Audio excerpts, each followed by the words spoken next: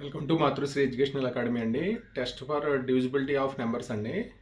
A number is divisible by 2 if its unit digits 0, 2, 4, 6, 8 ఉండాలండి. అలాగే a number is divisible by 3 అయితే if the sum of the digits is divisible by 3 అవుతుంది. అలాగే ఈ number is divisible by 4 అయితే if the number formed by last 2 digits divisible by 4 అవుతుందండి. అలాగే a number is divisible by 5 అయితే if its units digit is 0 or 5 అవుతుంది. అలాగే number is divisible by 6 అయితే if its divisible by both 2 and 3 అండి. అలాగే number is divisible by 8 అయితే if the number formed by the last 3 digits is divisible by 8 అవుతుంది.